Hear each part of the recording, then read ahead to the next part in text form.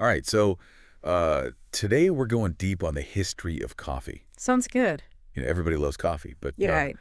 I think there's a lot that people don't know about how we got to this, Yeah, cup of coffee in the morning. there's a whole story behind it. Yeah, and so we've got an article from the National Coffee Association, and we're going to do a deep dive into this. So Yeah. I think we're going to find some fun stuff in here. I think so too. So one of the first things that I saw that I thought was pretty interesting was Right. this whole story of how coffee was discovered. Oh, yeah. And it all starts with a goat herder, That's right. Kaldi, Yeah. in Ethiopia. Yeah, in the 9th century. And, he sees that his goats are Right. eating these bright red cherries and getting all energetic. Yeah, they were kind of like partying all night. Yeah, and he's like, what's going on here? Right. So, and it may be embellished, but Totally.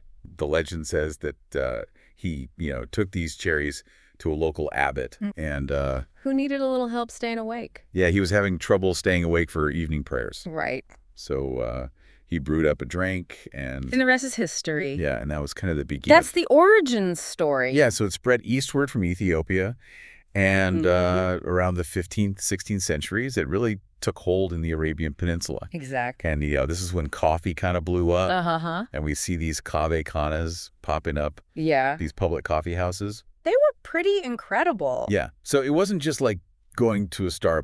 Oh, no, not a... It was like a whole social event. Right. It was a social hub. It was a cultural center. Yeah, there was like music and performances and Poetry readings, intellectual discussions. chess playing. You name it, they had it. It was the place to be. Oh, yeah. They were called Schools of the Wise for a reason. Really? Schools of the Wise. That's right. So they were actually, centers of learning as well. Yeah, absolutely. Yeah, that's pretty cool. It is pretty cool. So coffee makes its way to Europe in the 17th century. And Not everybody was happy about it, though. yeah, they weren't exactly thrilled. No. In fact, some clergy called it the bitter invention of Satan. Right. I mean, how do you market that? That's a tough sell. Yeah. Hey, try this bitter invention of Satan. Thankfully, Pope Clement VIII stepped in. Okay. He tried it. He loved it. Okay. And he gave it the papal seal of approval. Wow. So the Pope saved coffee. Pretty much. Okay, so Yeah. coffee was safe then. It was safe. And European coffee houses start popping up. That's right. They were kind of modeled after the khaneh.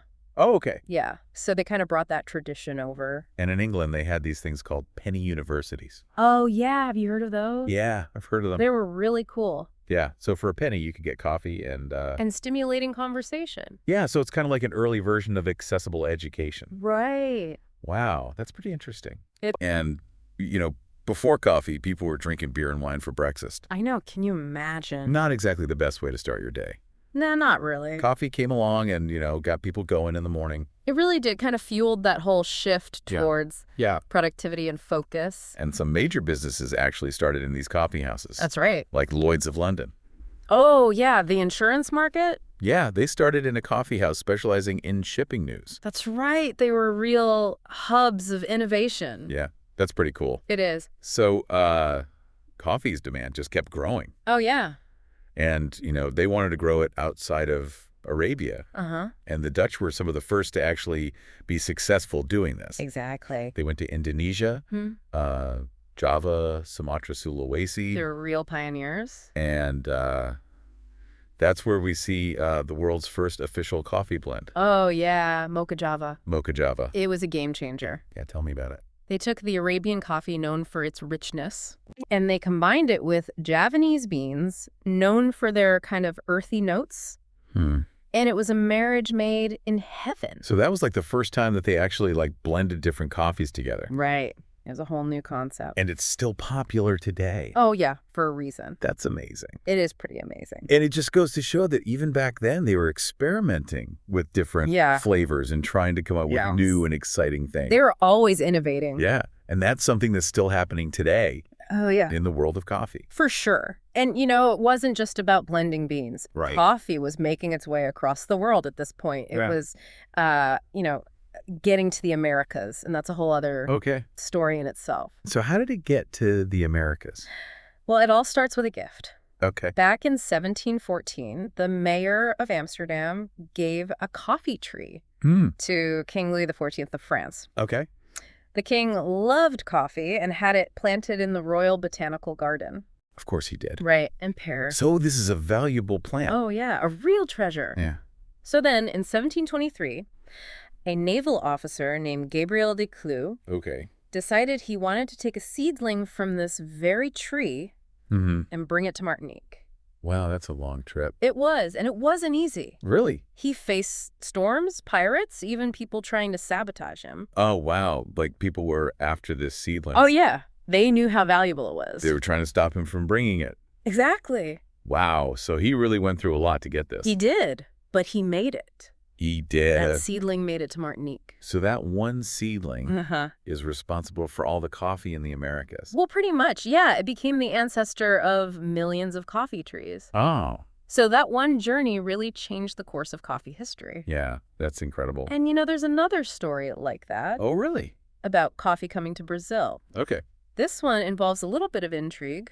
Intrigue. Okay. I'm listening. So we have this Portuguese officer, Francisco de Melo Paleta. He was sent to French Guiana to get coffee seedlings. Okay. But the French, they wanted to keep their coffee monopoly. Yeah, they didn't want to share. Right. They didn't want to give up their advantage. Makes sense. So they weren't really willing to just hand over the seedlings. Okay. But de Melo Paleta, he was a charming guy. And he managed to charm the governor's wife. Okay. And when he was leaving, she gave him a bouquet of flowers. Oh, no. You know it's coming. Don't tell me there were coffee seeds. Hidden in the bouquet. No way. Yes way. He smuggled coffee seeds. He did. In a bouquet of flowers. Yeah, it was a brilliant move. That's amazing. It is, isn't it? So the Brazilian coffee industry, which is huge, by the way. Oh, yeah. It's a billion-dollar industry. Started with smuggled seeds. Smuggled seeds in a bouquet. That is just too funny. It's a great story. It really is. This just goes to show you that coffee has a history full of surprises. Yeah. And it wasn't always, above board. Not always. It's kind of a wild history. It is a wild history. So we've got coffee in Europe. We've got it in the Americas. Right. What about like North America? Well, in the early American colonies, tea was actually the more popular drink. Really? Yeah, coffee wasn't the go-to beverage at first. So how did that change? Well, King George III enters the picture. Oh boy, here we go. He decides to impose a tax on tea in 1773. The tea tax. Yeah, and that led to the Boston Tea Party. Exactly. So basically a king's tea tax led to America's love of coffee. In a way, yes. That's ironic. It is a bit ironic. So we can thank King George III for our coffee addiction. Maybe we can, yeah. Wow. So, by the 19th century, coffee was a global commodity. Oh, yeah, it was huge. Second only to crude oil. That's right. It was a driving force in the global economy. From a simple drink to a global powerhouse. It's amazing how far it came. Yeah, and it's not just about the economics. Right. Coffee culture has evolved over time. Oh, absolutely. It's constantly changing. So let's talk about these coffee waves. Okay. The first wave, the second wave. The third wave. What was the first wave? Well, the first wave was all about mass production. Okay. Making coffee accessible and affordable for everyone. So this is like early 1900s. Yeah, around that time. Okay. It was about convenience and getting coffee to the masses. Makes sense. And then the second wave came along. And this is where we see the specialty coffee shops. Exactly. Like Starbucks. Well, Starbucks is kind of a mix of second and third wave. Okay. But yeah, the second wave was all about quality and craftsmanship. So it wasn't just about getting your caffeine fixed? No, it was about the experience. Yeah, enjoy the flavors. The aromas, the different brewing methods. Okay, and the third wave is what we're in now. Yeah, pretty much. So what's that all about? Well, it's about sustainability, for one thing. Okay. Direct trade relationships with farmers. Really knowing where your coffee comes from. So it's about ethics and transparency. Exactly. Okay. And of course, it's still about quality and flavor. So it's like taking the best of the second wave and adding this whole ethical dimension. Exactly. And we're also seeing a lot of ready-to-drink coffee options. Yeah, like bottled, cold brew, canned lattes. It's all about convenience again.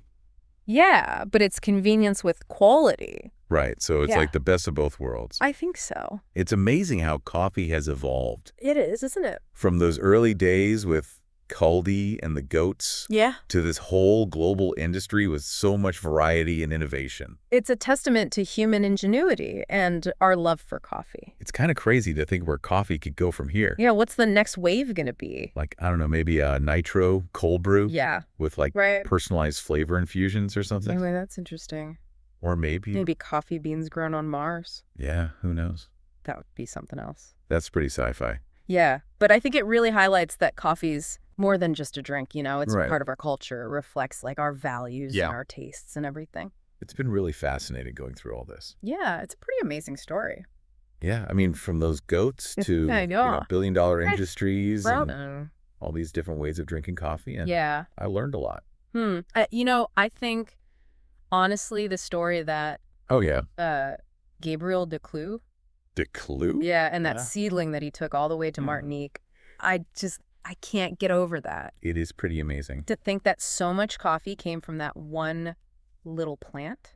Millions of trees. It really shows you how much people cared about coffee, even way back then. Yeah, they were willing to go to great lengths to get their coffee fix. It also kind of makes you think about how interconnected everything is, like from Ethiopia to Arabia to Europe to the Americas.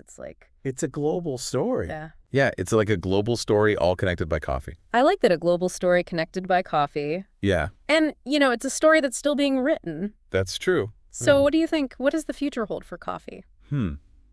That's a good question. Yeah.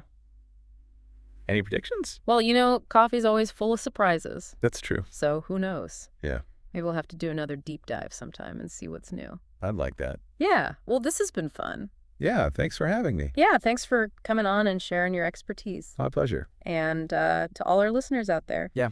Thanks for joining us on this deep dive into the world of coffee. Cheers. Cheers.